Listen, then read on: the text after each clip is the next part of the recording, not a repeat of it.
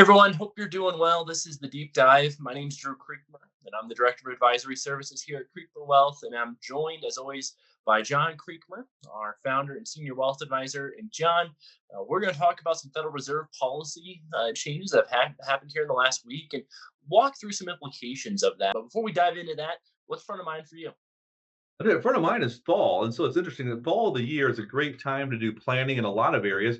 I'm actually outside doing planning on my landscaping right now at my house and moving plants around. And throughout the year, whenever you do landscaping for the first time with a new area, that your plants are smaller, they're not mature, so you set them. Also, they grow in 3 or 4 years. Then they're all bunched together. So right now, I'm transplanting plants, but I was working on a plan of what I was going to do. I'm on a new plan as far as in my health and nutrition, and this time of year is also a key time of year to do financial planning. And so I think for a lot of our folks that listen, they want to be dialing things up. And right now, especially this year, there's we have an election coming up, which is a critical thing. A year and a month and a half from now, less than 50 days or something like that now. And on top of it, the interest rates have been moving. Questions on the economy, where it's at, where are we going? So I think now's a critical time to do some year-end planning.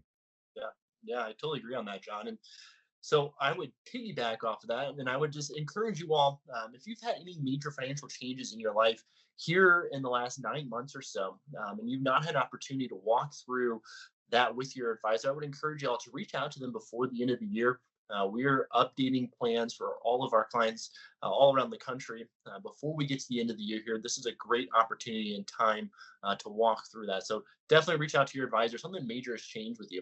But John, let's kind of look at a different change that came down recently. The Federal Reserve last week cut the core inflation or interest rates by 50 basis points. Now, what is 50 basis points? That's really just 0.5% is how much they cut interest rates by. And John, this is something that they've only done two times here in the last 20 years or so, back in 2008 and then again in 2020. And cutting by 0.5% was a bit more aggressive than what most people thought they were going to do. Most folks thought it was going to be a 0.25% interest rate cut. So, John, big picture, Yeah. how do you look at this particular cutting of interest rates? And historically, what has cutting interest rates really meant for the economy and markets? I'll tell you, let's go at a couple different things here. I mean, you mentioned the last two times in the last 20 years that they have cut interest rates by one half a point. So the most recent time in history is during March of 2020 at the onset of COVID. And so that's a half a point decrease. We know what happened after that. And then the other time was early on in the great financial recession, which was the second worst financial collapse in the history of the United States history, of only behind the Great Depression of the 1930s. And so early in 2008, they cut by half a point. So whenever I see a half a point decrease, that always gives me reason to pause to say, what is going on and why did they make such a drastic change, especially when the vast majority of people were assuming a 25 basis point or one quarter of an interest point decrease, Drew, and then maybe another one after the election. So that just got me thinking. Those are the last two times. That's not very good comparables at all. Yeah, it's really not. And it seems interesting, John. It seems like a lot of the conversation around this interest rate cut was that this is going to be further fuel for a run in the market. And so historically, we know cutting interest rates, that is true. That does help the stock market Hmm. in the long run. But in the short term, to your point, cutting interest rates is typically done to help insulate the economy and try to really avoid major issues. And so, John, I know we were talking earlier the chairperson for the Minneapolis Fed.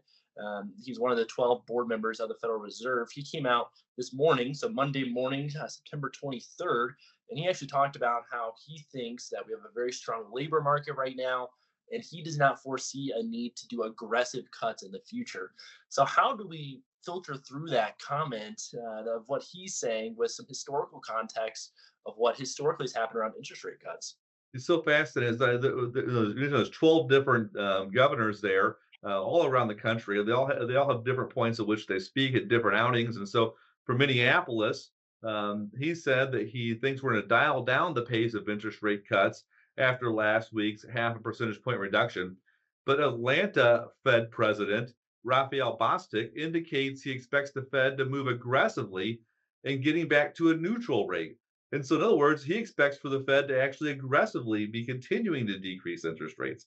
So, even when you look at how people voted as far as the 12 Fed governors, there is some strong direction that we're going to continue to see more and more interest rate decreases. But a lot of that is speculation.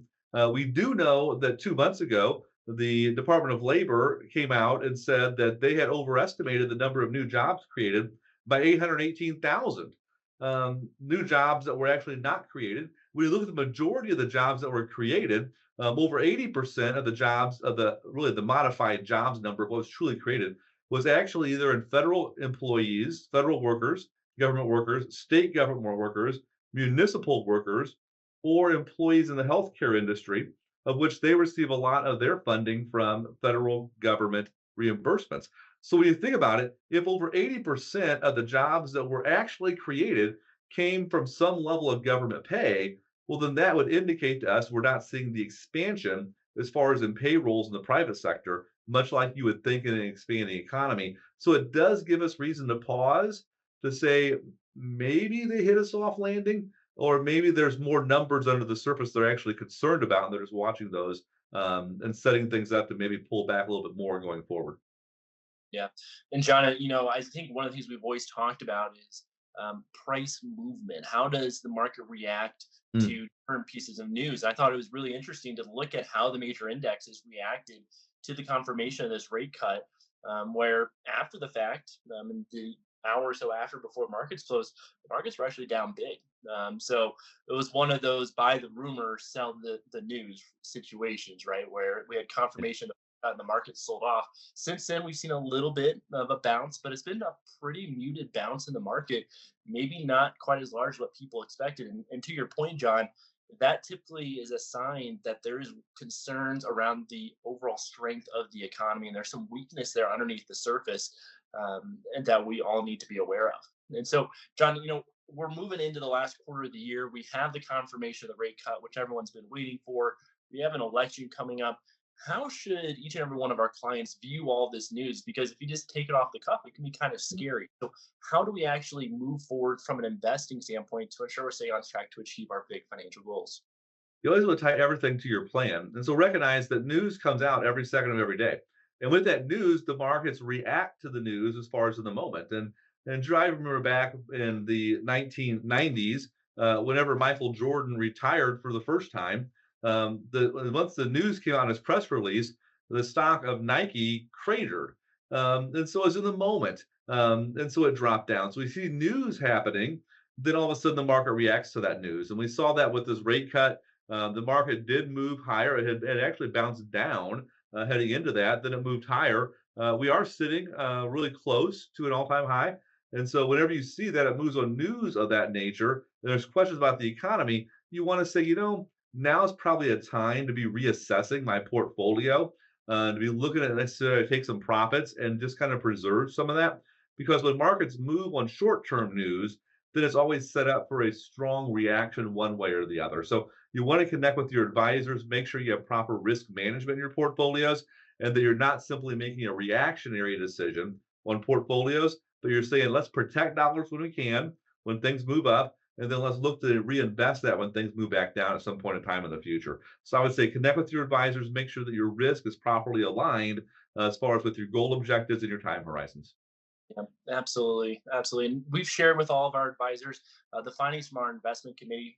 We always send out an update to them every week, just letting them know what we're seeing in the markets, some data points, and how to actually filter through that with each and every one of you. So, absolutely, reach out to your advisor. They're all standing by and ready to help. Make sure that you're going out and achieving those big financial goals. John, let's go ahead and wrap it up. We covered some good ground here. But what's one thought that you'd like to send everyone out into the week with? Yeah, things change and things always change. And so oftentimes it's easy for us to look at headlines. It's easy for us to look at polls that we see. It's easy for us to get distracted off of what's truly important as far as in your life and in your financial life. And really, just, I would encourage you to focus upon the things that truly bring joy and value in your life. And whenever you hear news coming, don't allow it to discourage you. Don't allow it to get down. Instead, stay focused on the plan that you set forth and say, let's make small, minor adjustments along the way to keep you moving in the right direction. Don't get distracted by those headlines that are coming out at you. Yep. Yep. Absolutely. Well said. Well, guys, if you ever have any questions, reach out to your advisor. Our team is standing by and ready to help in any way that we can. We will keep the train rolling along here, and we'll keep you all in the loop as we need to. So thanks for your time, guys. We'll talk to you all soon.